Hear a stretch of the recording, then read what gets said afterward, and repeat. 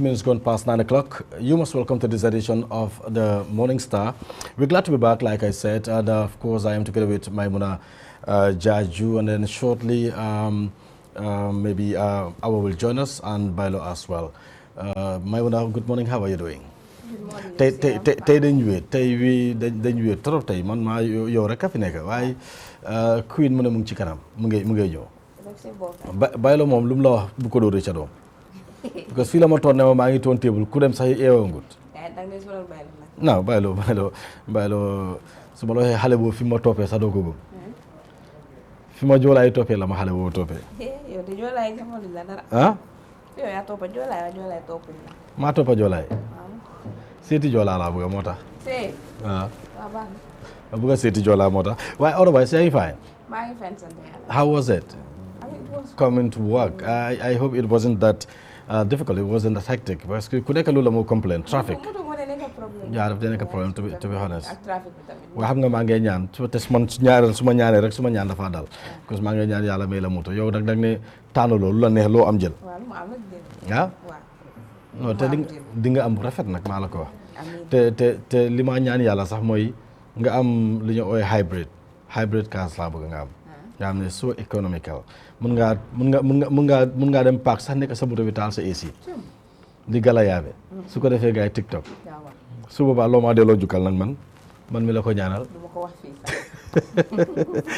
mbokk yi bu baax ñu ngi leen a gërëm ñu ngi am mbégte loolu del siwaat ak yéen ci programme bi le muy The Morning Star ñu am ci mbégte bu baax a baax waaye nag tey gis nga ko dañ xala wéet tuuti waaye nag xam naa ci kanam tuuti da ngeen gis Queen Awa mu yegg si Bailo it dina yegg si waaye ñu bëgg a wax rek ne Mariama Dem yàlla dogal na du mën a join programme bi tey yile parce que dafa am tiis bu xew seen kër ndax bi ñoo ñëw si suba la ma seen message di ma wax ne ma du ma mën a bokk ci programme bi tey parce que cousinam moo dëddu moo génn àddina ju ko ñaanal yàlla xarit ko àjjana yi gën a kawe muy Jannatul Firdaws métti na lool parce que doon waaj pour war a liggéey si far nga am koo xam ne moo noppaleku loolu suñu njaboone bokk na ci lu gën a métti te ñu ngay ñaan yàlla yal nañ ko gëj a gis yal nañ gëj a dégg lu mel noonu ñuy ñaanal aji jiitu gi yàlla xarit ko arjana ak ñu jiitu ñëpp sax la ñoo wax parce que weekend bi passé rek ñu nit ñu ngi amoon dëj boo xam ne moom la ñëpp di waxtaanee ndax bi maa ñëw ci yoon bi rek dama ñëw bi tolloo gamtel suma xel daj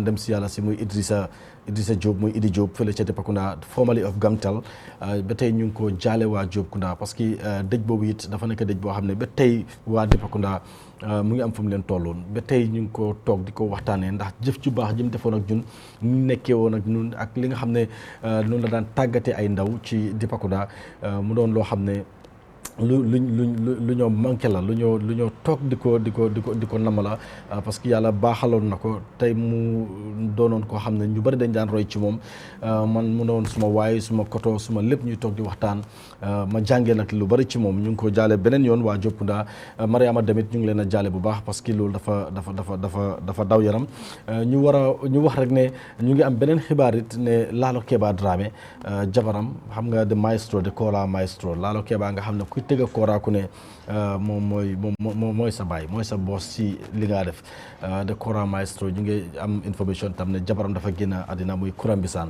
waaw Kura waaye kim daan wooy Kura Mbisaan moom xam nga mu ngi dikkoon fële ca moom Dakar la nekkoon te fa lañ ko rob sax ñu ngi ko rob fële Liberté 4 fa lañ ko rob ca Dakar ñu ngi ko jaale waa Gambie yëpp parce que Lalo Keba ñëpp xam nañ ne bëggal na ay xol ñi ndaw sax juddu ñoo fekk fii li fi Lalo Keba Baye dañ doon laajte kii mooy kan parce que lim daan def ci Kora kooku ñu ngi ko ñaanal ñu ngi ko ñaanal yàlla mu xarit ko arjana ak ñi jiitu ñëpp ñu ngi leen a ñaanal yàlla incha allahu rabbi lii la rek ci biir programme bi li ñoo def mooy dañoo dem break suñ del suwaatee su ko defee ñu dugg ci biir programme bi nag njëkk a seet li nga xam ne mooy njëkk li bàyyi ko ci marché bi ñu baaxee ko askan wi waaye it du jaas ndax dinañ dem fële ca Central Bank of the Gambia foreign exchange ñu indil leen ko pour nit ñi xam dëgg-dëgg fan la mbir mi toll ndax lépp dafa am solo ci biir programme bi muy loo xam ne moo gën a taaral programme bi ndax ñenn ci ñi nga xam ne ñooy faral di taaxirlu programme bi moom la ñoo bàyyi xel ñu ngi dem for a break and then suñ ñëwatee ñu seet loolu le su ko defee ñu del si waat ci programme bi le muy The Morning Star.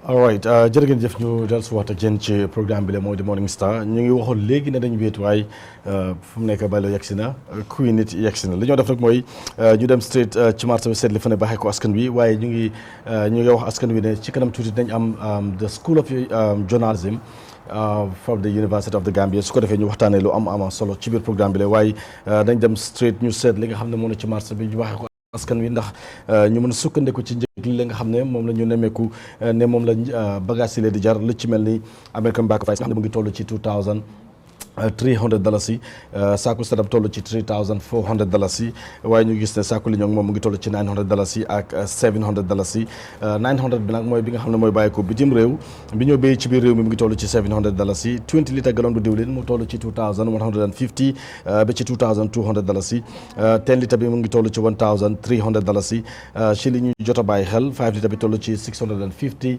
ak $750 téeméeri dalasi boobu lay dox ci diggante bi li ko waral mooy bi jar 650 mooy bi nga xam ne mooy nelaw bu dut nelaw mooy diw bu dut nelaw moo toll ci $750 ci jamono ji ñu toll 20 litre gallon bu diwtiir mu ngi toll ci $2,300 saako furiñ toll ci $2,150 tamaate marita carton bee ngi toll ci $1,200 benn pot bi toll ci $230 bif nga xam ne mooy ndawali kese te raxul benn yax mu ngi toll ci $450 yàpp ak yax mu ngi toll ci $400 carton gi ginaar yi la nga xam ne moo def fukki ginaar surtout bi nga xam ne mooy peese 1.2 mu ngi toll ci $1,900 benn full chicken mu ngi toll ci $225 carton gi chicken legs mu ngi toll ci $1,200 kilo bi toll ci $140 ñu ngi gis ne it carton gi chicken wings mu ngi toll ci $1,300 si jamono ji la ñu toll loolu mooy njëg li nga xam ne moom la ñu bàyyi ko moom lañ jëlee ci marché bi baaxee ko askan bi su ko defee ñu xam nan la ñu mën a waajale seen bopp laata ñuy génn a dem fépp fu mën a doon ci marché bi la surtout ci tund wi la ñu toll muy de Kanifing Municipality ñu ci gërëm nag bu baax a baax ñoom Moussa fële ca marché Ngelaw Ibrahim di fële ca marché Serekunda ak ñeneen ak ñeneen ñu war a dolli rek ci wax ji léeg-léeg am na ñenn ñi nañ xam ne suñ ñëwee ci marché yi di waxtaan ak ñoom liñ nam ci loolu la rek mooy njëg li lañ bëgg a jël su ko defee ñu indil ko askan wi pour nit ñi xam fan la njëg li toll parce que léegi-léegi mu doon jafe-jafe lool di nga dem ci marché di waxtaan ak nit mu bañ laa wax li nga xam ne moom nga fa bëgg a jëlee muy njëg li fan la toll ndax xaw ma ndax seen xel dafaa dem ci ne ñii dañ leen yónni dañ bëgg a ñëw pour seet ndax ñun ñu ngi def li nga xam ne moo dëppoo ak lu waam déet parce que ñun doxuñ ci loolu li ñëw ci li ñoo dox rek mooy njëg li lañ bëgg a xam fan la toll su ko defee ju baax ak askan wi waaye nañ dem fële ca Central Bank of the Gambia ñu seet foreign exchange rate su ko defee moom it ñu seet fan la toll parce que US dollar ñu ngi gis ne mu ngi toll ci 71 US dollar moo toll ci 71.65 la US dollar toll British pound bi mu ngi toll ci 80.14 non euro moo toll ci 80.14 British pound bi mu ngi toll ci 93.57 Swedish krona mu ngi toll ci 616.89 the Canadian dollar mu ngi toll ci 51.75 si la toll CFA bi nag muy toll ci $600 muy affaire boo xam ne affaire bu yéeme la parce que CFA ni mu seeree moom mooy loolu dama ragal nag xar fu mu nekk gars yi teg ci loo xam ne mooy loolu li ma ragal rek mooy ñu jël seen xar yi ba pare laxas si jaan mais mun xam nga xar bu ñu laxas jaan ni moo mel xam nga loolu suñu xar bi dañ ci laxas jaan xam nga loolu lan moo tax ñu wax ko awa xam nga lan mooy xar bu ñu laxas jaan ñu ngi laa nuyu naka yaa ngi fay yaa ngi yokkee bu baax ok xar bu ñu laxas jaan moom mooy lan nit di jaay xar nga ñëw ne ko mbaax laxasuloo si jaan man mi nga xam ne si Mawlo bi la. Mawlo non li ma miin comme les nit di jaay la téléphone bi. ne la maa jaay téléphone nga ne ko mbaa laxasuloo si jaan. obviously xam nga loolu lan la miin. comme ça mu yokk si profit wala. su ñu laxasu si jaan rek mooy liñ ci. wala quantity ndax seerut soo déggee daf si laxas jaan rek mooy dafa seer te CFA bi fi mu toll dama ragal jaaykati xari su boobaa seen xari dañ ci laxas jaan mais mun na leer parce que waxuma laxas jaan rek nga tax joolaay toog ne duñ jëndati xar parce que xar yi óorul dañ ci laxas jaan njëg bi moo tax ñuy wax lu leer laa wax soo demee wax ko paye joolaay parce que dama ba ñu toog rek ne non dis aye du ma jënd xar parce que xar yi dañ cee laxas jaan ñu foog ne jaan buy dunda dañ cee laxas Anyway, let's go for a short break, and then when we come back, we'll take a look at the newspapers, make a review of the newspapers, and followed by some analysis. I think we've got like two newspapers. We're coming back shortly, and Maimuna will take us through.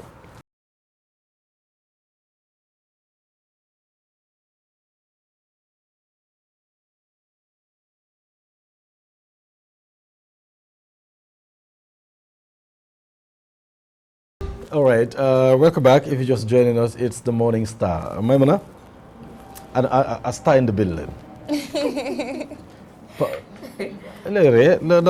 Are you not a star in the building?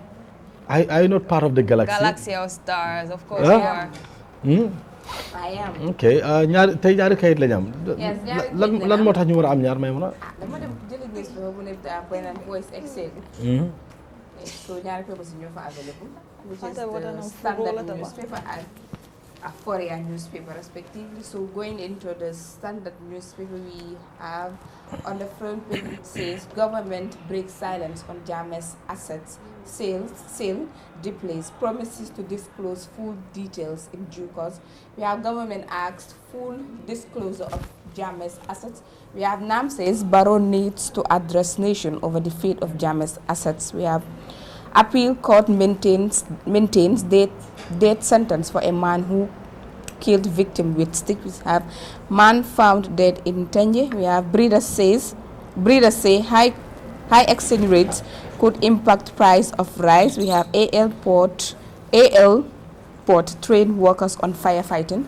On the Fourier, the front page we have some farmers in NBR say they are still not paid. We have ex-BCC Finance Director Momodu Kamara continues testimony about alleged irregularities. We have Department of Physical Planning demolish structures in Old Uni. We have Denton Bridge laborer testified in armed robbery trial. We have GNPC manager reappears to submit documents in ongoing petroleum inquiry. We have Esafal vows to unite opposition following his resignation from ICC. We have migration myths, the impact of social media on Gambian dreams in Europe.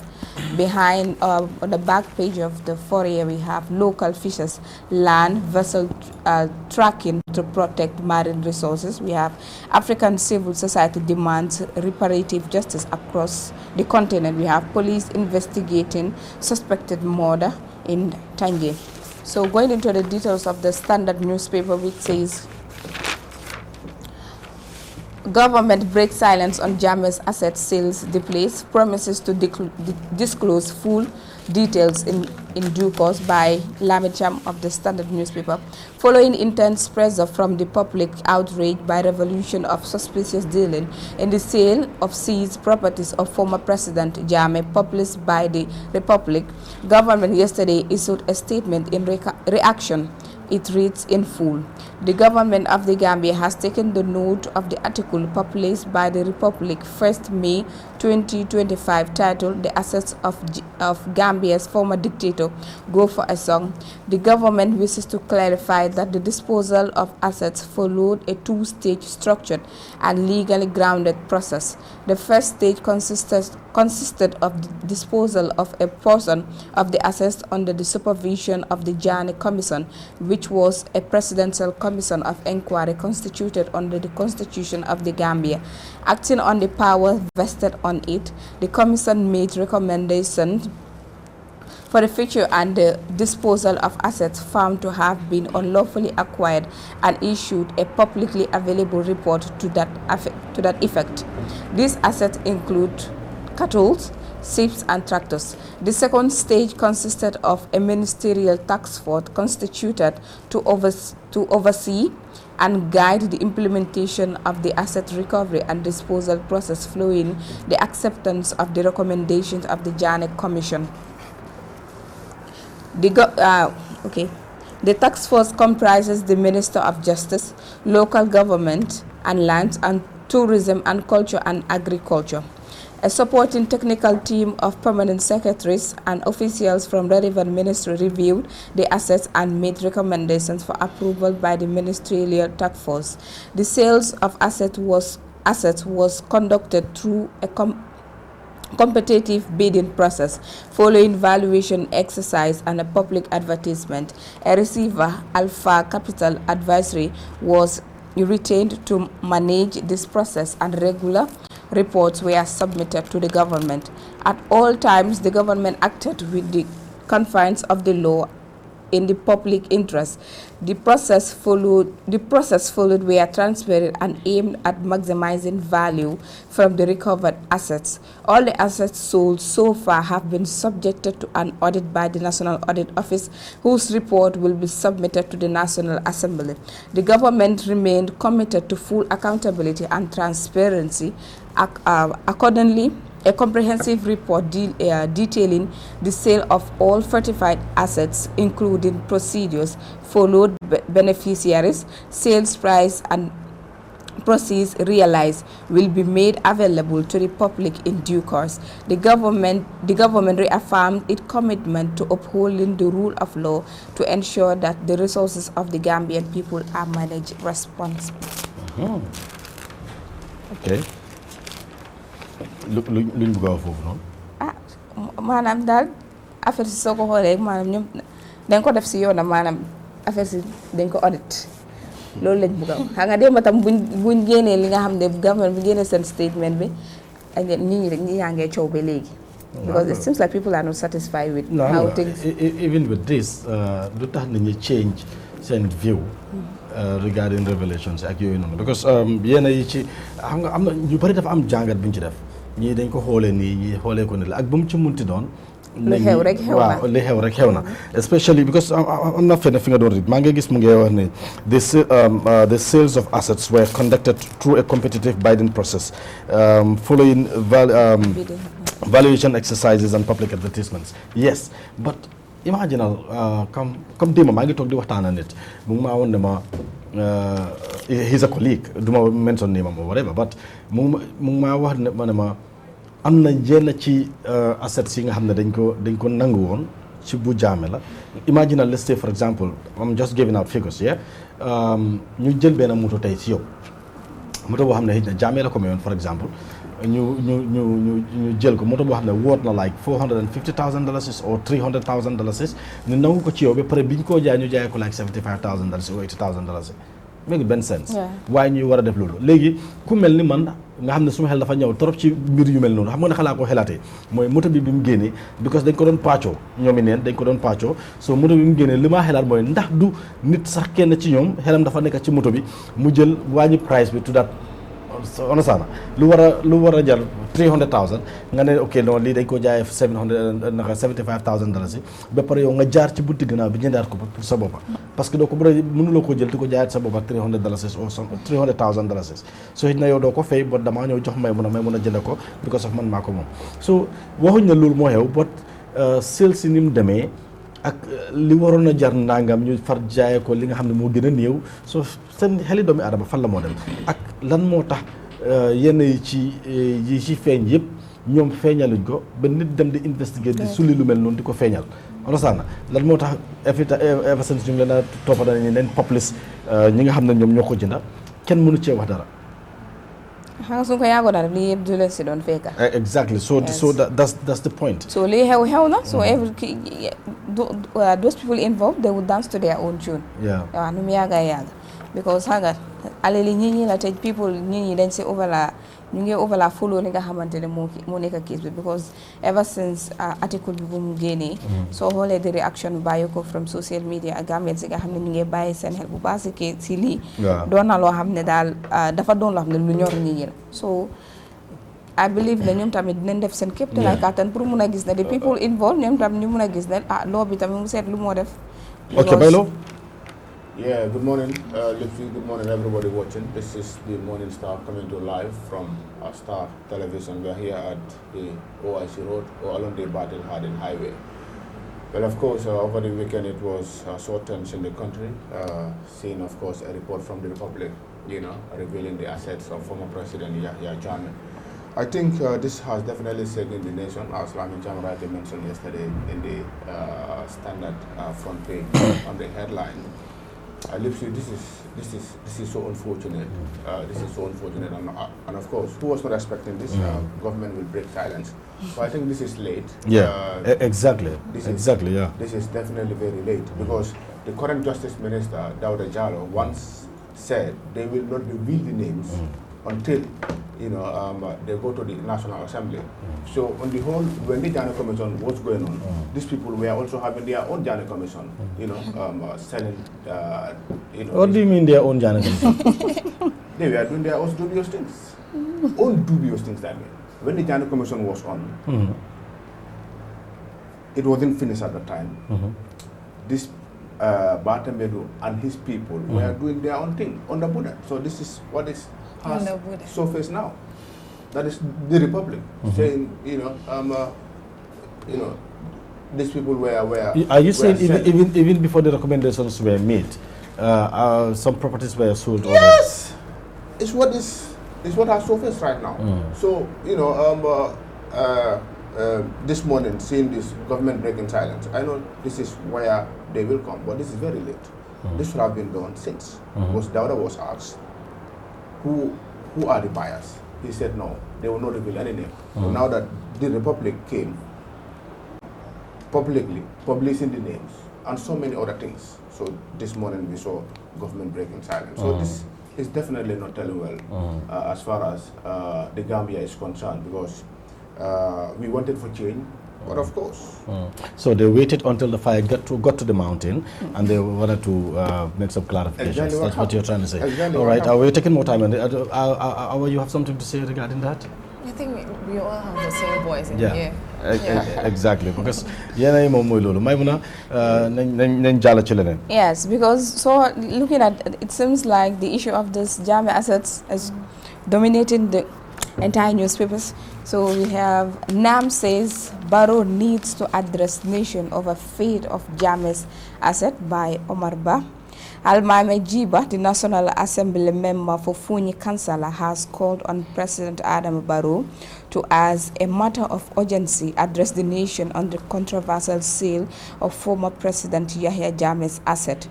After Jammeh's ouster, government seized his assets, including over 281 properties, luxurious vehicles, private jets and businesses across multiple sectors.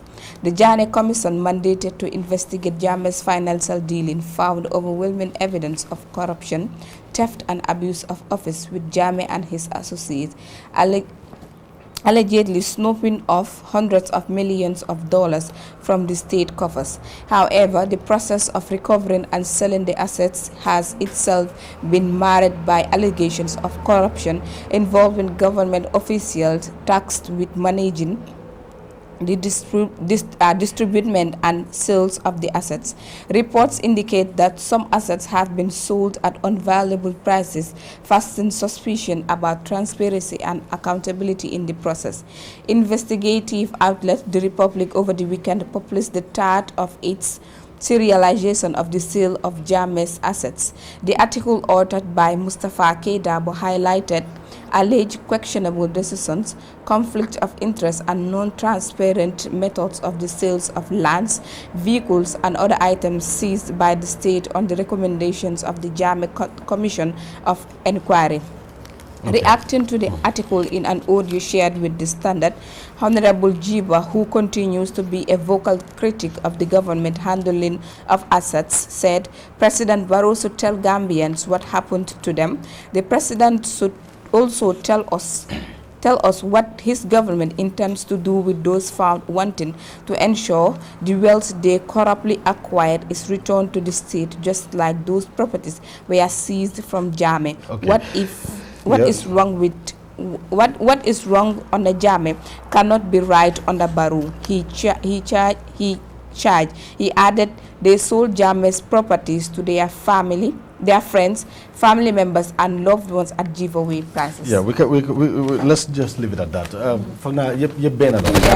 And I said it just before we knew with this statement by Almami Jiba, because no matter how they try to clarify, to bring in some clarifications or whatever, people will not get it, because Bangla don't want understand, because of some properties were sold undervalued prices, and that raised suspicions about transparency and accountability of the process. And Almami Jiba is saying the same thing. So and they said the government is committed to transparency and accountability, but are they going by that? No, but the way the sales were done, then obviously the far raised suspicious mind about whether it was transparent or there was accountability. So no matter how much you try to clarify, that's what I am saying. So you wouldn't go to clarify things to say no, it was done this way, it was transparent, but a layman would not understand that. But especially when some of these things were revealed by an investigative journalist. Not it was government who came out to say XYZ. Which they should have done. So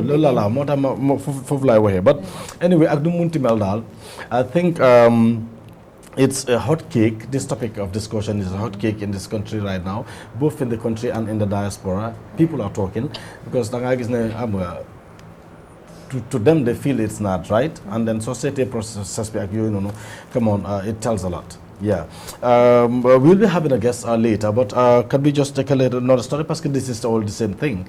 Yes, this one is a different one. It says breeders say high exchange rate could impact price of ram. Bahana suma wax du ñëw na ako na hari dinañ ci lahas jaan. I said it not long ago. The president of the Gambia United Breeders Association has raised concerns that fluctuation in exchange rates could significantly impact the price of rice this Tobaski. Recent analysis shows that the Gambian currency has experienced both appreciation and depreciation against the CFA and other currencies. Such fluctuations directly affect the cost of imported livestock and animal feed, which are often priced in foreign currencies. Mustafa John, president of Breeders Gambia United Association, said his members continue to face challenges when it comes to accessing finance and the high exchange rates. Under the current circumstances, Tobaski ram could be very expensive and unaffordable. So, as an association, we are encouraging our members to see how best they can breed the rams that we need here. We have a long way to go, but we are working on that, he said. He said the association hopes the government will look into depreciation of the Gambian dalasi. Partnership with EcoBank in an attempt to reduce these challenges. John said the association has partnered with EcoBank, a leading Pan-African financial institution with a significant presence in the Gambia. Under this partnership, the bank will sponsor the association's Tobaski operation at the GCCI Trade Fair in Burusubi. This will significantly ease some financial challenges on the breeders. The bank is also offering the breeders a number of opportunities, especially when it comes to access to finance. So it is a good start for what could hopefully be a good relationship between the association and the bank, Mr. John said. He said the association takes pride for supporting young people and women. Our objective is to see how we can push them, encourage and provide them with a platform where they can excel in what they are doing. He said EcoBank has continued to demonstrate ongoing support for trade and community events across the continent. The trade fair will be held between 17th May to 7th June 2025 at the GCCI Burusubi ground. Wax nga ko fi de. Man dama ko fi wax. You were just concentrating on the fun part of it. Last Jan. All you could imagine by then was let's say last Jan. And this is what I was saying because if you cannot have such currency be them to them this exchange rate between them high the expect some of these commodities price will move them down because most of these commodities you're taking them from outside and then soko buge in the yange hela tax and stuff like that, so obviously dafa garaw manga gis even Senegal how much last time was it them or not manga diga ñu ngi wax ñaata thousands of rams la gay wara dem jëli Mauritanie te ñun tam we are taking it from Senegal. So obviously dafa gën a cher ba pare CFA bi nga dem $600. Can you imagine? léegi-léegi su ma xoolee CFA bi sax doo ko dee mën a loo xam ne mu fajutoon dara you know CFA fajutoon dara man CFA fajutoon dara It's just crazy. So the government every year daf day yokka. yeah Every year daf day yokka. Te reason bu ñu lay joxe mooy fluctuate. Finance. That's the only reason they give. no it's just crazy So man dafa mel ni léegi ñooñu tam dañoo yokka seen profit bi. Suñ jëndee Mauritanie gaa yi yokka seen profit bi foofu tamit Gambien si yi dem jëndi foofu tam the same thing léegi ñoom tam su ñëwee fii. Loolu nag I'm what the bottom line is. Gis nga, to be honest, I think government needs to invest. They're doing it fine, but they need to encourage to invest people more, to invest and encourage people more into animal husbandry. at dina ñëw de kenn du mun a. Am nga li ma miin?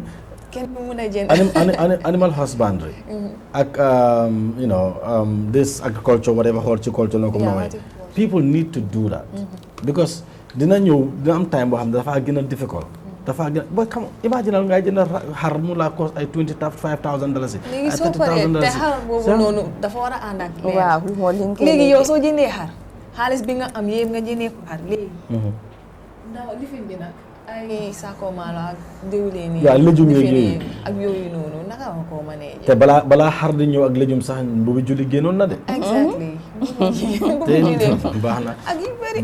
mais baax na loolu doo ci xam dara sax xëy na soo nekkul borom kër doo ci dee mën a xam dara léegi-léegi da nga dee toog yow kenn sax nga sëngéem toog téye sa boppa bi mu leer na ne ba pare xam nga doom dafa nekk loo xam ne moom xamu ci lan xamul lan la papaam di lan mooy dal li papaam di go through ou li yaayam di go through xamu ci dara moom li ko neex rek la moo gis parce que dafa war a solu dafa war a moromam yaa ngi sol dafa war a solu exactly ñun ñëpp noonu lañ meloon ay ànd ak ñi ni ñeneen yi nga gis ne ñooñu yëpp am nañ bu bi julli ak yooyu noonu yow mënuloo am especially xale xam nga mag mun na moo am xel ne suma parents yi amuñ ne waaye xale moom kay exactly so all right lu ñoo def rek mooy because we're done with the newspapers and we should be going for a break and then but shortly we will be receiving the Journalist Students Association of the University of the Gambia because they will be here to talk to us about certain issues and then Mange Communicator Guy, they will be with us shortly but okay, they're here already. We're going for a short break and then when we come back, we'll welcome them to discuss with the Journalism Students Association of the University of the Gambia. Coming back shortly after the break.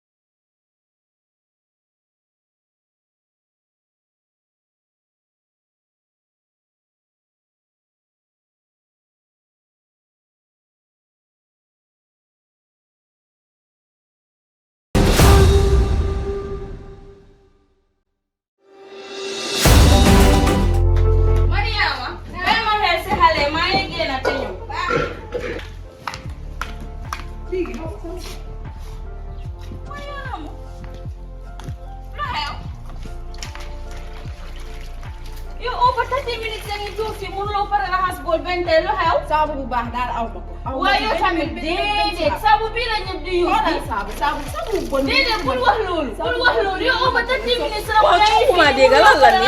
saabu bi du xóot te du setal. lii moo ñu dee boole bàyyi loolu noonu. man tamit nekk suma coobere. déedéet bul wax loolu bul wax loolu yow over 30 minutes. te man dama sangu ba pare. maa ngi nii di génn. yaa ngi nii still naa mënuloo pare raxas bool. saabu daal déedéet bul def loolu. bul def loolu. def loolu. te sama amee gan rek damaa rus. xanaa du yéen lay waxal. xanaa ramu mi si over 30 minutes Ramatulaye mu ngi toog fii mënut a pare raxas bool. seetal loolu rek. saabu la am wala saabu bu bon bi saabu bi nga xamante te saabu bii la ñëpp di use de. saabu bii la ñëpp di use. baax daal aw ma ko. yéen saabu rek a tax ngeen a coow. saabu bii la ñëpp di use. xaaral ma ñëw.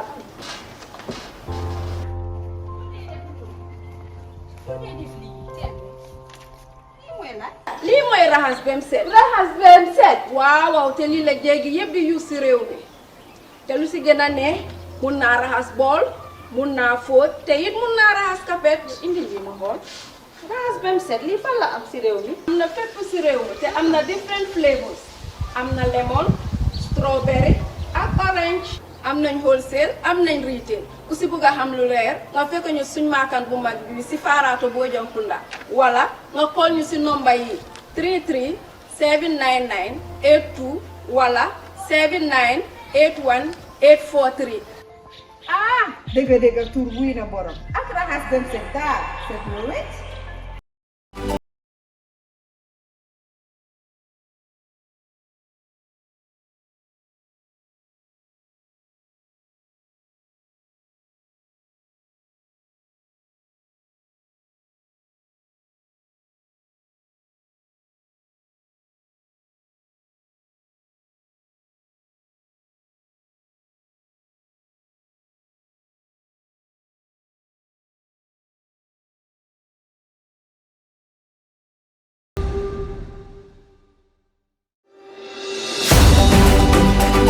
Welcome back to the Morning Star. We're expecting our guest to appear on the Star, and finally she's here. But lima jahar rek moy, I never knew ne suma harit suma raka suma holo wale mo modon ñew Annette Camara. Annette, yow xam nga ne it's always a pleasure having you. The last time you on program on the breakfast show, it was nice, and I was looking forward to have you again. And then now you're here. Da nga ñew rek commencé nguñ nga ne dama la baye. Xawma naka la la baye. Good morning anyway. How are you doing? Awesome as always. li ma neex si affaire mooy yow ana ñaata positions nga am ana chairperson nga jël président nga ana bari nga affaire de ana doo jaay dëkk bi.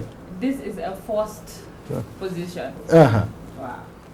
So the good thing is I don't look for positions, they follow me to my destination. And I've tried to decline 100 times, Munuta Doc. Seriously? So it's like I have to be here by force, not because like, yeah. Anyway, we're here to talk on behalf of the Journalism Students Association of the UTG, and for now, Bokadachi Moisen extracurricular activity for the 13th of this month. What are we expecting? And Nakalambir today? Any student can have in any organization or any institution, and the Journalism Student Association, of course, like any other association in the university, is hoping and expecting and focusing a very vibrant, exceptional, interactive, engaging, a networking event where you get to leave the classroom and de-escalate the tension from lectures. Very boring and stressful and fun and hectic, and challenging. So once in a while, that's the day back again as a classroom. We have that chill duty. Yeah. It's part of education. Yeah, we never move to the classroom. Kon chill sila boga. Man ma foog ne jàng bi chill amu si. And I have them learn nursery school. No school I don't want More playing big Jack's a doll boy. And you know what? Jack don't want to be a doll boy. So Jack dafa gina perform. Jack dafa wala for de. Sila mo kare. Ba façon chill la noonu. Okay. It's a chill and learn and vibe sort of something, because this is going to be the 4th year. You people start. You cannot bring me here and give me a whole mic like I'm hosting an event. Like I'm not hosting a show. I'm a guest. You should have given me a proper cordless mic. No, Annette. No, like more signal. You want the last signal? Okay, look at the last signal.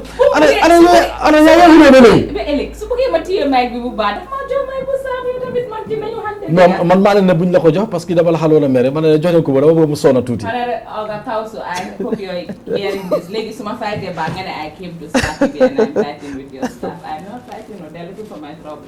All right, we were talking about the chill. Understand na sort of chiba parce que you're going to be serious all the time. Them feel janga nangam. You need to relax your brain. You need to have some activities. You have the need of at this stuff la de lossy. So but chill bin come naka chinaka. Well, because I realize that the University of the Gambia is big. Yeah. And it has different schools. But I guess I'm not schools you're hamne. I'm not. This is our 3rd year, but then the student week gives you the opportunity to get to know people, to interact with people, to familiarize yourself with these people. You network with them. Because, for instance, people like man, I'd always just take myself as an example. This is my 3rd year. Okay, when my invite meeting, I was like, okay, you're young UTD. I must have this and I'm young journalism school. So then I guess like things like this actually help you meet people, helps you network with people, and help you explore your potentials and your opportunities, right? Then I guess I'm not your hamne, they have talent, but because explore ko. Gisuñ ne this is what they are good at or this is what they can do. But the student week gives you the opportunity, right, to coordinate events, to facilitate events, to network with people, to have guests, you know, bring in founders, pioneers of journalism school, New Doron School of Journalism and Digital Media. Have them over, get to know them, get to learn from them, get to network from them. Yange janga, but you're learning outside the classroom. For instance, they're bringing up a cultural week. There are so many people that are so limited as Gambians, especially this Gen Z and people below my age, right? Doing they interact. How much is an art bari? Musuñoo sol cultural outfits, or they don't even know the Jola culture, or they don't even know the Sarahule culture, and the student will get to offer you this opportunity to learn your fellow, your friend's culture or your colleague's culture. So for instance, I am not Olaf, but I'll be part of the Wolof cultural group. So I'm forced and obliged to learn the Olaf culture and the tradition, to dress like an Olaf person, do a cultural display of an Olaf, and probably give a historical background about the Olaf culture and tradition. This is something I'm learning, Lohamne. The university is not offering me a course as a journalism student to learn that culture or that tradition. So these are just little things it comes with that are so beneficial and are so important. And like you've said, it's going to be from the 13th to the 16th, that is Tuesday to Friday, right? And you start with a sponsored walk, because students will always tell you, I'm in Harris. You know, this is very ironic of students. Loolu suñ ci duggee dama ragal ma pare programme ñu ne Lipsy daf ñu doon attaque. Parce que ñun ñëpp dañoo ne Lipsy daf ñu doon attaque. But anyway, from the 13th to the 16th, li nga fi wax lépp suñ ko dajalee ci that week, then obviously njëriñ bu bari feeñ dina ci feeñ. But what are we expecting loo xam ne, you know, nekku fa woon, amutoon fa, something that is so innovative, you know, so because you're climbing the ladder, you're not coming down. Yéen a ngi bëgg a add up, you know. Exactly. So what are we expecting? So you're asking a lobbyist to tell you what she's expecting. So now, because you asked what I'm expecting the people that are watching, the institutions that are watching, to come on board and support the Journalism Students Association. Exactly. And part of that is why we're doing a media tour. Because I realize that a lot of journalism students, especially fresh from high school graduates that are into the university, don't have the hands-on experience, don't have the practical perspective of journalism, and don't know what the field looks like. What they know is what is written on the text and what lecturers have given them to learn. So then I guess a part of this activities that stand out and we're lobbying for opportunities from media houses to actually offer this hands-on experiences to university students to have the basis and a technical know-how of, if I am given an opportunity to work in a media house, I need to write the news. Not just Prof said, 5 W's and a H, inverted pyramid, and then the list goes on. It goes outside that. If you know what to do and you put it in practice, there's a gap. And the unique thing, aside from the 4 days activity, is the fact that this JSA Hadigay-led executive is lobbying for potential, for opportunities, partnership, collaboration, and networks with media houses. And I'm going to obviously use that opportunity because Nek would say, I'll lobby that on her behalf right here on your platform and ask the CEO and the Director of Council and the News Department to give chances and opportunities to these young fellows, not for people like no, me. we are doing but that. Then again, we're doing that already. No. Are we not giving you the chance? In partnership with the University of the Gambia to train them. I'm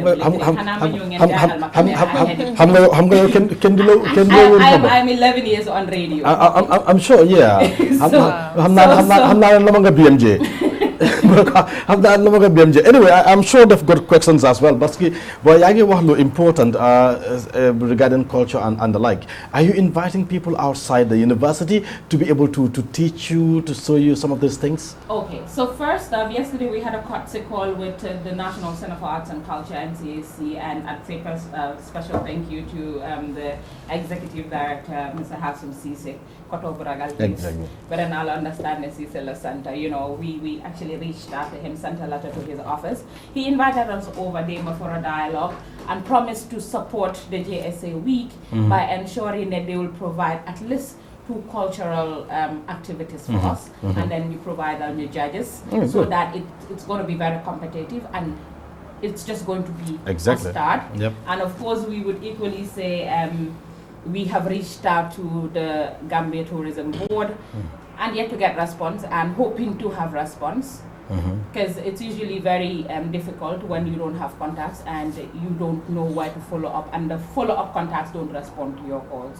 So I'm hoping, in case if anybody is watching from the Gambia Tourism Board, this could be a cue that the Journalism Students Association of the Gambia is actually focusing on doing an exceptional cultural week for 2025 JSA week. Violet, do you have a question, or Queen? Can much have a question for lunch? Then sort of a new I don't have a question, but I have a comment. A comment, yeah. Okay. You know, events like this are very important, especially in a learning institution, because other people won't have the chance to meet up with their colleagues in the school, to interact with them, to get to know each other. But such events will bring them together, and then they can learn from each other, likewise to know each other more. So, you know, in journalism field, we are like that. We have to Your connect. network is your network. Network, yeah, exactly.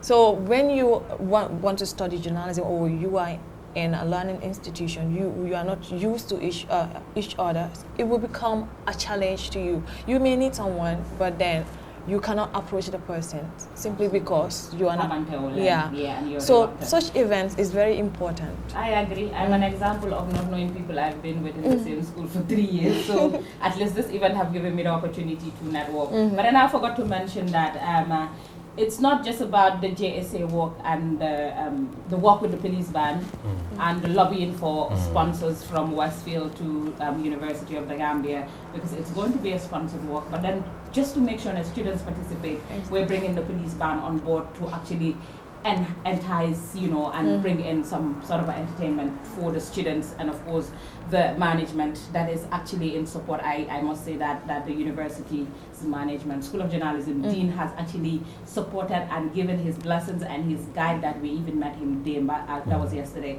So one thing I did not mention apparently, or 2 things I did not mention, Monica, there's going to be a health talk, a blood donation drive, a health check, and of course a talk on one of the most sensitive and complex issues that is affecting a lot of young people, technically aged 15 to 35, if my memory serves me right, because Phoebe, don't crucify me, I don't have your data, that is affecting young people, both sexes, male and female in the Gambia, which is STI, sexually transmitted disease. And this is fundamental and relevant because for BioHealth, the university population, especially the School of Journalism, you have from 18 to maximum 35, mostly cuts across that age. And you have, of course, the working class students equally, but then again the target is for the younger people, within the youth zone, and mainly 18 to 35 across the university, not just School of Journalism, but all schools of journalism, but with specific focus.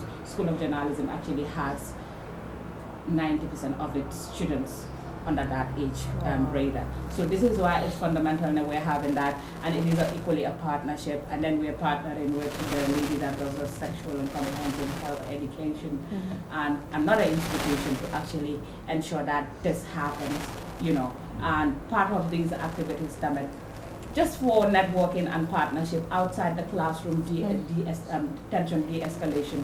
Monica, for the first time, the university lecturers from the JSA to actually participate in the cultural week and also participate in the football match and the sporting activities with the students. Parce que xam nga li xew léegi ci biir class bi daf ñuy dem, right? And then I say something when the lecturer meant another thing, and then he feels that I'm being disrespectful, or sometimes I go out of my line as a student and say something I should not say to the lecturer. But at least this is going to be a platform where we create between the lecturers and the students to network and, you know, not bag on to bag, All right. back to the class. Yeah, with all these activities, obviously, I'm sure people. Sponsored it. Sponsored it. With all this activity, sponsored. I'm sponsor. Can do go to So we are calling on all alumni of the University of the Gambia students. Students yu fa jaaroon yëpp depuis 2014 bu school bi ibee ñoom Farm Social Security. ñoom Abdoulaye Sy UNICEF Sang Mendy Jaxate. kenn dugalu ci dërëm. non yow ñi nga tudd nii juróom ci non ñi nga tudd nii ñenn ci ñoom man mun naa leen a xoj ci la neexee. nañ ci daal soo bëggee man su la nee ñoom mun naa leen a xoj. and then si sax laa ko njëkk a commencé. parce que man sax du ma ko may dara sax ma moom. dala njaago la gis nga njaago kii am xarit njaago ñëpp benn lañ parce que man dama am xarit njaago sax su ma bëggee jaay njaago dinaa ko ne ko dama am xarit njaago ndax moom benn la ci.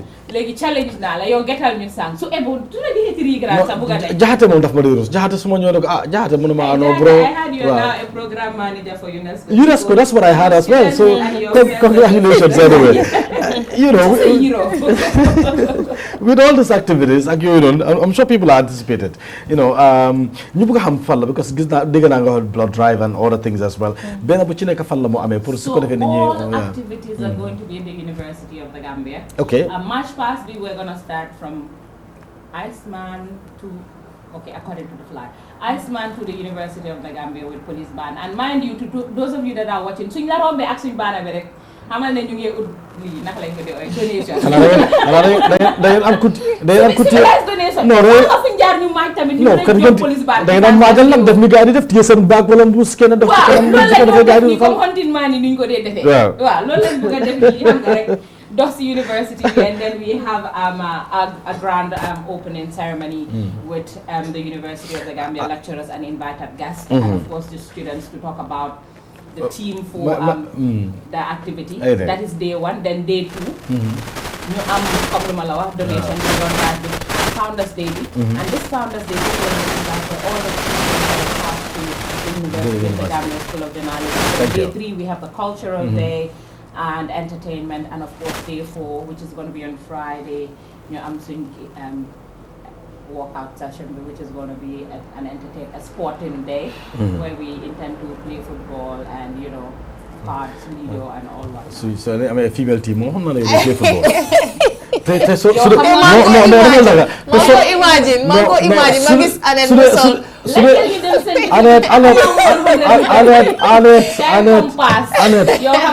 Anet man leer na ma ne su dee ko ne da nga am female team soo doon play man mun naa wax ban position sax ngay play waaw si halfback Anet ku la gis xam ne halfback anyway time of join jàmm fu mu nekk maa ngi you want to say something mu doon mention about the team for this year okay what is the team for this year I'm very smart. I didn't mention the team. Hey, they will sack me as chairperson. Jesus Christ of Sarakunta. Lord have mercy. Wait, I remember the team very soon. Lipsy, you can say something for now. Wait, might want to put me on the spot. No. Anet yow foog ñu dal sa kaw. Somebody anyway parce que xam naa team bi. Seriously, the team is beyond the classroom. Okay. Exploring journalism, culture, and community. So you have to check before you can tell us this. What did I check? Where paper? Anyway, exhaust the time in la allocate on, and obviously, no, I would get problem. So, Mr. Kausu, please, the University of the Student is looking for donation. You might want to chip in on the management, and we are equally actually hoping that you would partner with the Journalism Student Association. Unfortunately, offer internship. Unfortunately, what we had. No, what I don't understand. Are you not doing marketing for your people? No. Yes, this is marketing. No, buka fale sa ñun what we what we had was you're gonna pay for this.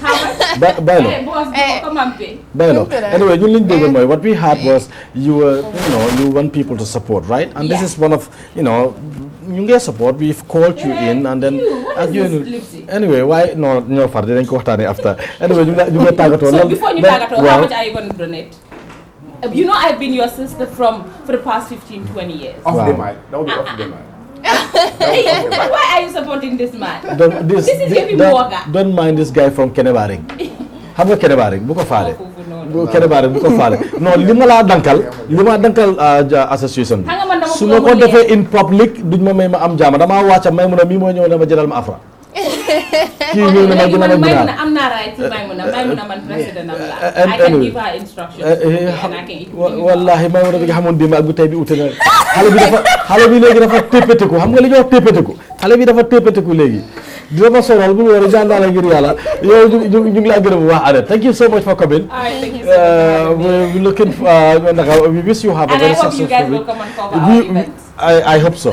gaa ngi laa dégg incha allah dinañ ci def dara. Thank you. Did you write for The writing is not a problem. I can do it here and send it. Annette ku ko okkala moo xaar. di xale bi bàyyi ko mu free.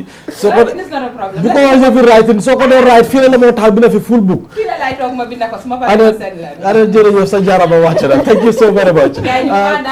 Let's go for a break and then when we come back we'll take a look at we'll take a look at some sports and the breakfast anyway the Morning Star continues right after the break. Jërëjëf, thank you so much once more.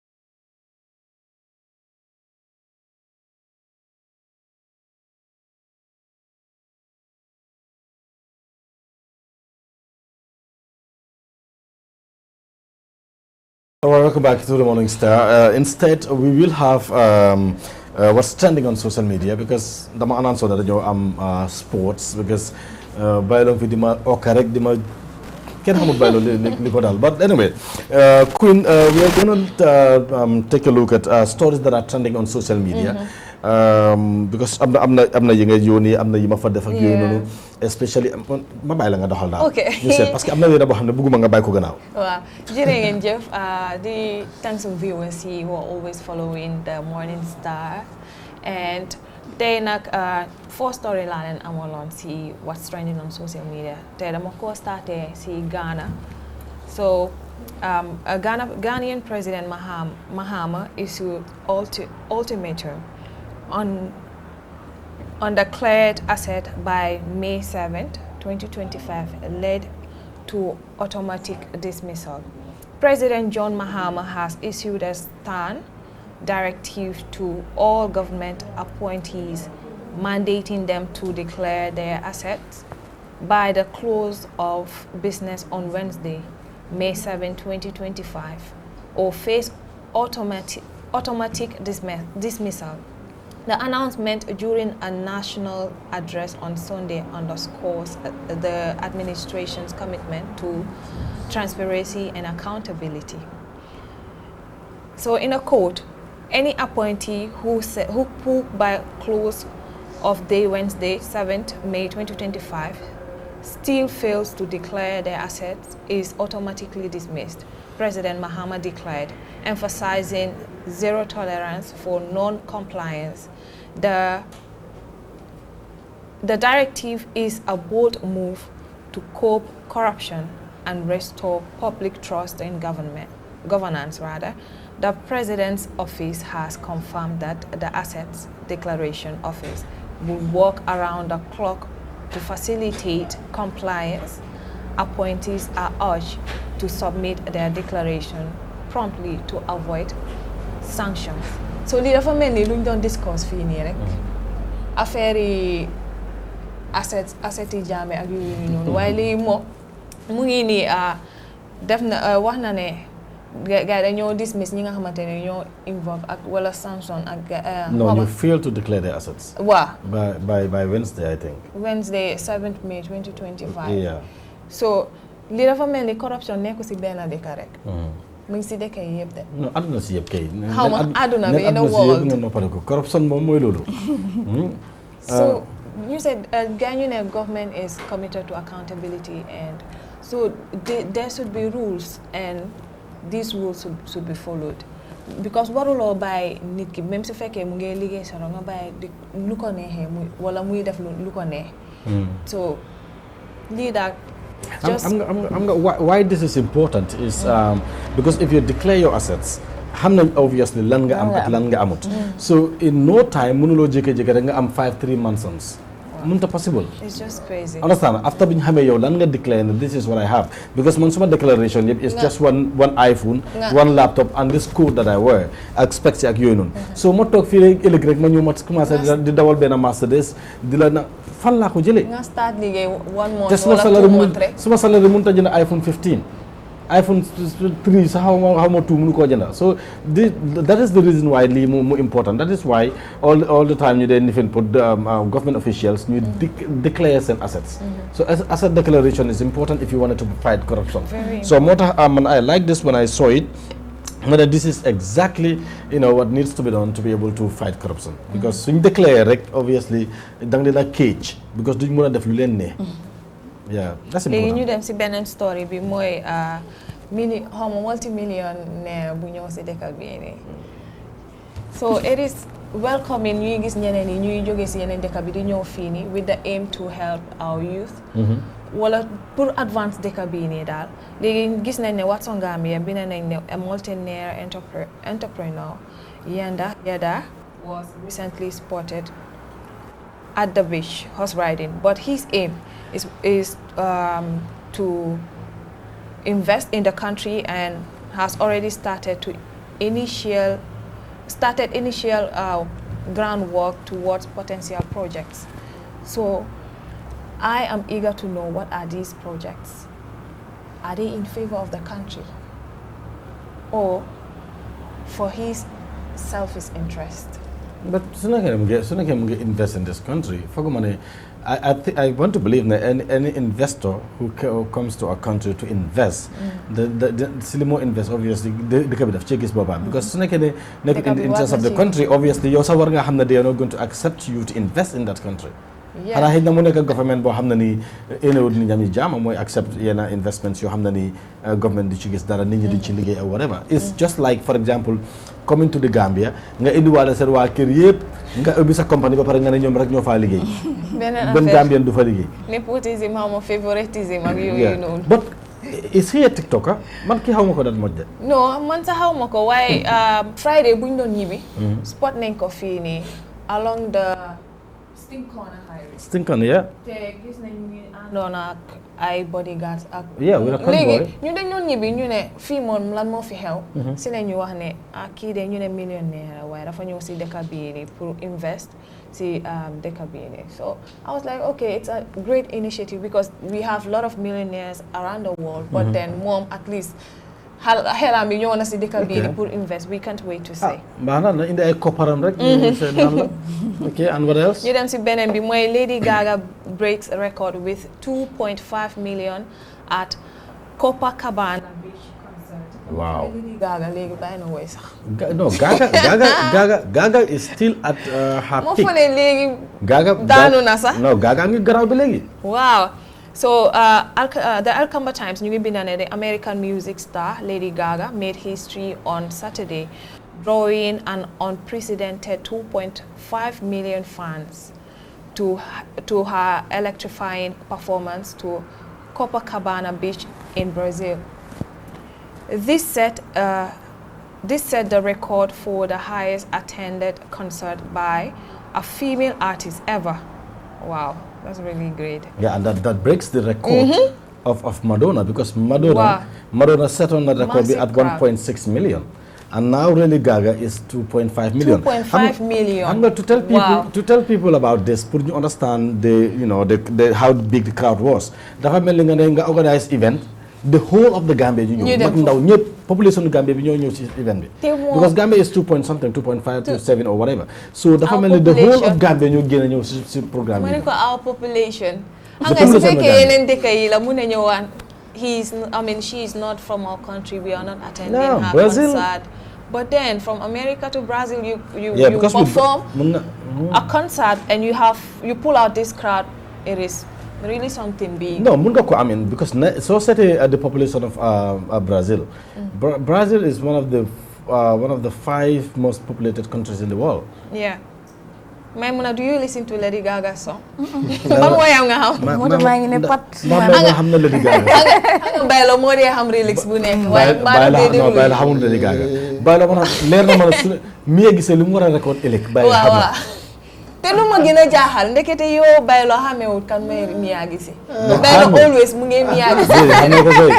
démba de laa xam loolu noonu. bayla everyday xam dafa ñu fekk moto na ma. ñu ngi wax samay caay kii mooy Mia ma ne ko ne yow ngay woy kii woyam te xamewuloo. ba pare li ma laxar ci li ma nifin ci baylo xoolal baylo fi mu taana dafa ñëw taale na ma déggal li muy wax. waaw sama caay boobu moom est-ce que am na courage.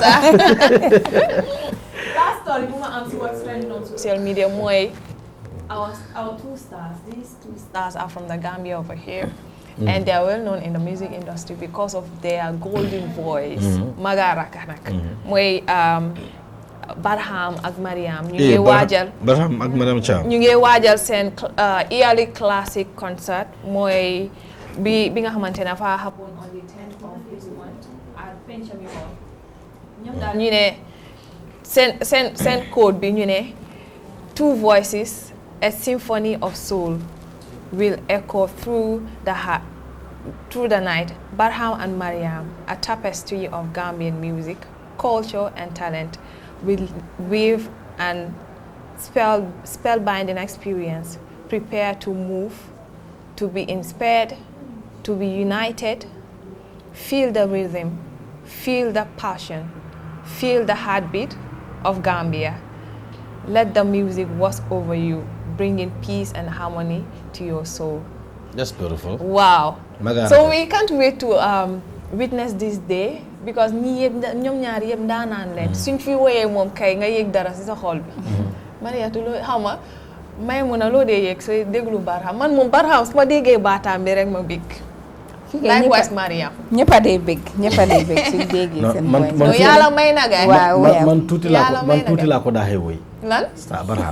tuuti la ko daaxee woy. waaw Star la tuuti laa ko daaxee woy. man war naa gis lip si fu ma woyee de ma dégg baataam. non ndeysaan dama. wala ñu starté ko fii. dafa fàttali man I started being a DJ. I was DJing before my venture into journalism. Man I was just DJing. Okay. And then I madam xam nga lu ñu ooyee toast. Well. Do you know what toast is? Like a toast. But do you know toast? I know toast. What is toast? Is it not the same as cheers? Cheers, wow. Okay. No, it's not that toast. Toast, those days, time you come fural, you know, when you taste the mic, when you toast. I did all that. Freestyle. I did all that. I wrote songs, so many songs for art. dama nga la tekku ma and I can do what bul worry promise naa la ko xëy na nekkuma ci mood bi right now dinaa la woyal woy bu neex dina nga understand da nga foog ne du ma star but is that the last one? Yeah, that's all I have for you. am na beneen bu fa nekk I was hoping that you were going to bring this one up. Okay. xëy na boobu laa doon prefer sax before you don't bring this because léegi laa ko gis it's about the death of Rohia Jeng, also known as Kurambisan, the former the wife of the late Lalo Keba Drame, the Kora maestro, because Lalo Keba both in the Gambia and in Senegal, even Africa Laiwasa, because Kora, when it comes to Kora, he is second to none. Yeah. He is the maestro, the best, the likes of Jaleba Kwata, Nyepsi Ndalambi Nane. So Lalo Keba was someone who, especially the song Kurambisan. Kurambisan was a hit song, and then Dangagis na Jabaram Bila way. So Kurambisan, he says she answered to the call of Allah. That was on Monday. So sila ganyu, and then yung Korop village Liberty Cat in Dakar. He Rohia Jeng, but he's also known as Kurambisan, the late of the Kora maestro Lalo Keba Jeng, because mungi won ci gaay xamna dañ ko génné dañ doon gis image bi ak yoy nonu. So mungi gaño Dakar xej na ñu bari sax surprise nañ, maybe ñu bari sax ñu ngi fogon né jabaram sax nekku di dunda because Lalo Keba is not Lalo Keba of today. So ñu bari fogon nañ né jabaram génné na aduna, but just Monday bu passé ni sila génné aduna, and then obviously today the 6th by 2 p.m. si lañ ko rob si lañ ko jëbal boromam fële ca Liberté 4 in Dakar Sénégal so may her soul rest in perfect peace ñu ngi jaale waat Mariama dem tam parce que dafa am dëcc moo tax jooy nut ñu because cause na moo gaañu si suba yal na ko yàlla xare àjjana ñu génn ñaanal ñëpp ñi nga xam ne ñu génne àddina surtout suma koto muy Idrissa Diop Idi Diop yal na ko yàlla xare àjjana ak ñëpp ñuy ñaan ñu feebar it yàlla may leen ñu delloowaat si seen sago ba am kattan ak jàmm incha allah di teg seen tànk fañ ko daan teg muy lu baax yal na yàlla jëf jàmm ci biir réew mi that should be it for what's trending is it exactly. we thank you so very much foog naa yow sax nag ñoo bàyyi because you have another engagement but I'll be here with Maimuna and Baila as well to give us more updates about about sports because it's Champions League tonight. And of course the return leg of a very anticipated game, but not only the Champions League because the whole of this like today, tomorrow and day after series of interesting games, especially on Thursday when the mighty United. Anyway, Falako Bai, you will talk about all that. Let's go for a break and then we'll come back. The Morning Star continues.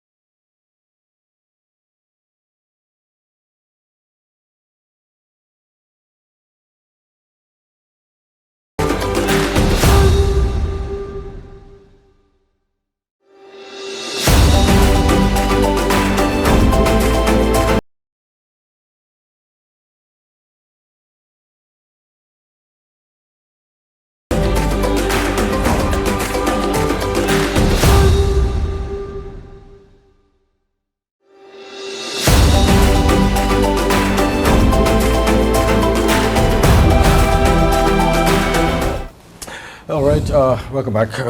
It's the Morning Star, and of course we are going to take a look at some interesting sports stories, especially the second leg between Real Barcelona and Inter Milan, and other stories as well. Baila? Thank you very much, Lipsy. Once again, welcome back to the Morning Star on Star Television. We are broadcasting from our studio along the Battle Harding Highway or along the OIC Road. Of course, tonight we are to expect a very, very interesting game between Inter Milan and Barcelona. Lipsy, this game will be a mouth-watering encounter today. Just to give you a few head-to-head as far as these two teams are concerned. The head-to-head, of course, looking at the wins and the draws and the wins for both teams. Barcelona won 6 times. They had 5 draws. And Inter won 2 times. It should be. I think it's 7. Barcelona won 7 times. Is that accurate? 6. 6? 6. Yeah. This is what the BBC is saying. You know, the goal scored. Barca scored 20. Inter Milan scored 13. And all-time top goal scorers: Lionel Messi, 120 goals. Lautaro Martinez with 20 goals. Competition record: 5 titles. Most recent 2014-2015, 3 titles for Inter. Most recent 2009-2010. Let's go to 2022-2023, match day 4. It was Barcelona 3, Inter Milan 3. This was in Group C. Match day 3, Inter Milan 1, Barcelona 0. In 2019-2020, match day 6, Group F, it was Inter 1, Barcelona 2. Match day 2, Barcelona 2, Inter Milan 1. 2018-2019, match day 4, Inter 1, Barcelona 1. Match day 3, Barcelona 2, Inter Milan 0. 2009-2010 semi-finals. It was Barcelona 1, Inter Milan 0, and of course this was Inter Milan had a red card in this game. And then the return leg, it was Inter Milan 3, Barcelona 1. Match day 5, Group F, Barcelona 2, Inter Milan 0. Match day 1, Inter Milan 0, Barcelona 0. 2002-2003, match day 10, Group A, Inter Milan 0, Barcelona 0. And match day 9, Barcelona 3, Inter Milan 0 in Group A. And this Inter Milan got a red card for this game. So Lipsy, basically this is the two teams are looking on tonight in the return leg. We've seen in the first leg it was 3-all. Barcelona came from a 2 goals down to level 2-2 before Inter will go ahead, and then of course later Barca came back again to level. So tonight's game will be definitely a very, very interesting game at 7 p.m. Between these two giants. All right. When you go to Spain, Barcelona are right now on top in La Liga, and of course Inter Milan are also doing good when it's come to Serie A. So tonight will be a very, very interesting game. Yeah, but if you look at the forms between Barca and Inter, I think Barcelona, they're more prepared, I guess. In fact, ñoom gëna nekk ci form bu gëna correct. If you take a look at their last 5 games, Barcelona won like the 4 of their last 5 games and they drew 1. Inter Milan instead, they just lost 3 of their last 5 games. They drew 1 and won 1. The last game they won, Barcelona, their last game they won. Game before that, Barca drew, and the Inter, they drew that game as well. But if you take a look at the last 5 games, Inter lost their 3 games. So it means Barca ñoo gën a nekk ci form. And what is more interesting about tonight's game is, if you take a look at the stats as well, because Inter Milan, Barcelona, they won in Inter Milan once. That was 2019. I heard you saying it. And then Inter Milan, they never won in Barcelona. That's why when they drew in Barca, it wasn't a surprise because it's always going to be difficult for them to play in Barcelona. But Barca definitely won in 2019 by winning Inter 2-1. So what we are looking for is, are they going to do the same thing? That's what we are saying. Can they come back and then win Inter Milan inside Milano? Looking at form, Barca are definitely having one of their best forms at the moment, because even in La Liga, I watched against Valladolid over the weekend. Barca came from a goal down, to beat Real Valladolid. All right, against Celta Vigo, the same thing happens. Barcelona came from behind to beat Celta Vigo. Looking at the form, Barca can Inter Milan stop Barcelona from scoring? Because Barca, the forward, is definitely very good. Lamine Yamal is equivalent to from the midfield going up. From the midfield going up, because but again, when it comes to experience, Inter Milan, they are very good in the Champions League, especially from this stage, from the semis to the finals. So do you believe they can be able to hurt Barcelona? Yes, I think so. Inter Milan will definitely carry the day tonight, because having the home advantage tonight, because they went to the Camp Nou, they were brave enough to come out and score 2 goals. Barcelona fans nearly switch off their screens. And of course, I am advising my colleagues today to take dinner as early as 8 o'clock. Or 6:30. Do you watch football? No. You don't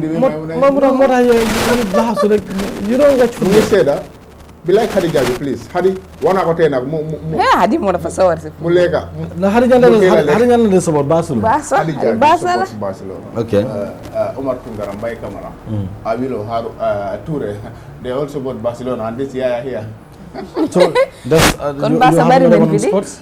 Well, tomorrow it's another big game, but we will be bringing that tomorrow. Okay. And then on Thursday we will bring that as well. So, but tonight is Inter Milan versus Barcelona.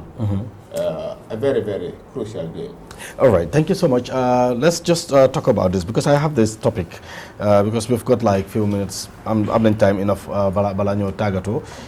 There is this common mistake. Nañu dañ ko def all the time. May mën a léegi man ma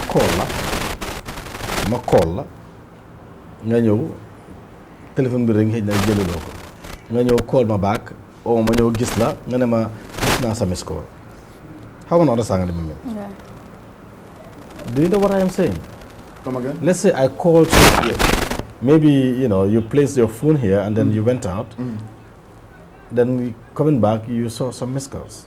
And then you call me back. Either you call me back or I called you back or we met and I start to tell you. In fact, I was calling you and you said, yeah, I saw your missed call.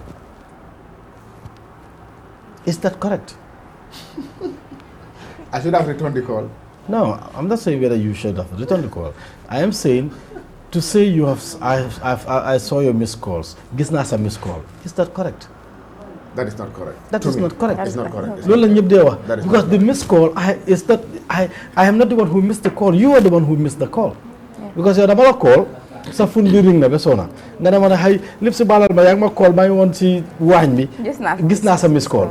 Suma missed call man déedéet man kay gis loo suma missed call yow yaa missed call bi man missuma call bi. I called you. I missed your call. I missed your call. But fii naka la ñu ne gis naa sa missed call. Daf ma miss call sax. Ndax yow missed loo bàyyi loolu xel. Yes, loolu dañ ko dee def. It's very wrong. Gis naa sa miss call. Gis naa sa missed call. Wala nga miss call So bés di ki tey bàyyi ko. Yes. It's very wrong. I missed your call. Dama miss sa call. I missed your call. But not to say gis naa sa missed call. I saw your missed call. As if I was the one who missed the call. I was the caller. I called you. You missed the call, not me. There are phones you have, especially when those days when people were using simple phones. Simple phones. Most of the time, so I may call, or even right now with this phone, so I can subscribe to the missed call alert on certain GSM operators. If you miss a call, you missed one call. You missed nangam call because you were the one who missed the call, not the caller. So I cannot call you. You missed the call, and then you come back to me and say, "Gis naa sa missed call," as if I was the one who missed the call. Well, if you go to Kenebarik, please tell them this. Go to Brikama. What do you want to say about that? Are you saying Brikama? Brikama? When you have a show on the radio, nga open telephone call. When they're calling, they say hello caller. They will tell you. Hello caller. If you say, if you say hello caller, they will tell you call and then lamino.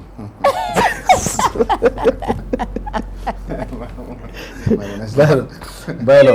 Let me tell you one secret about Brikama. Let me tell you one secret about Brikama. Let me tell you one secret about Brikama. The people of Brikama are watching this program. I own them, Okay. Go ahead. Give me some more. Brikama people, they fight. You can come for Nico hello call and tell Lamin. Okay. And they have, they face difficulties in speaking Wolof. Okay. So there was this program on TV, and then a father and a son were watching the TV. So the presenter on the TV said, "Yen bokiri setan." So didn't go baba go ninka minefo. Akaka fol hadama din setan.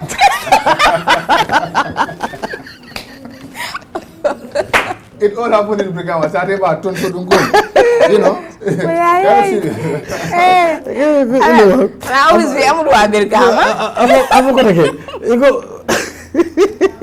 So sal yeen bokay ñoo sétan dino kay ko baba ji gëm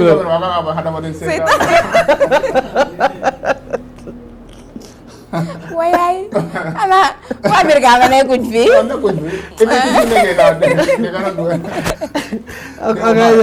agay hada bo sétano am nga that reminds me of Jacko. Every time I jël example of Jacko am nga so déggul olof so nekkee olof dégguloo soose nga bëgg a laaka soose da nga ko dee gaañ. Exactly. soo nekkee am nga laaka soo ko déggul rek maa ngi remember am na suñu benn ndoo tam di same thing dafa ragal muus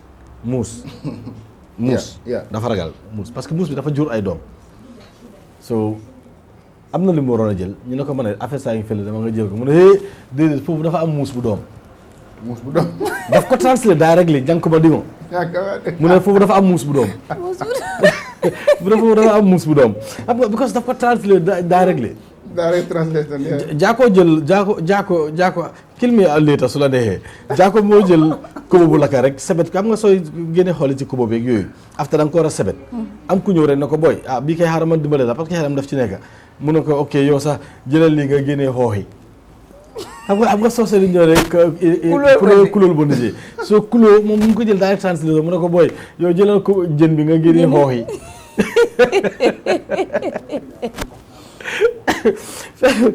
fekk am na benn story du jee benn time doon dañ doon def ay broken tiles lañ doon defee nii am ku jël defin bantar nii rek di ko jéem a def nii pour level affaire si daf na ko hey booy bàyyi loolu ñu lii da ngaa jël lifin waaye fenko et que fenko da ngaa jël fenko da ngaa jël tànki daala nga def ko nii tànki la tànki daala luy tànki daala poti daala la bëgg a wax xam nga sabara si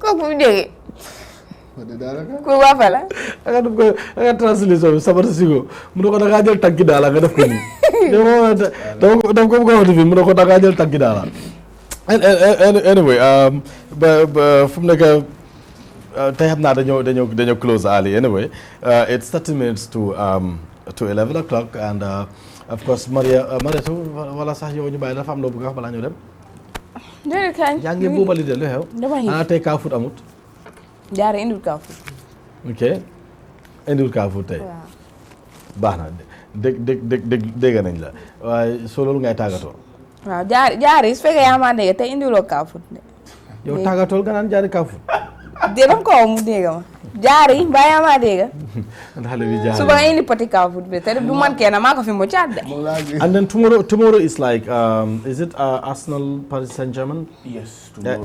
In Paris. In Paris. Okay, in Paris. It was 1-0 in favor of Paris at the Emirates Stadium. Okay. Arsenal need so just a lot, because even in the English Premier League, it is only 3 points between them and Manchester City. Okay. And Newcastle they're definitely dropping points. Chelsea are coming, Nottingham Forest are coming. So the top 4 is another thing to talk about. Okay. All right. Thank you so much. That should be it for today's edition of the Morning Star. This is exactly where we're going to draw the curtain until tomorrow for another edition. Thank you and stay tuned for another edition, programs or for other programs coming up.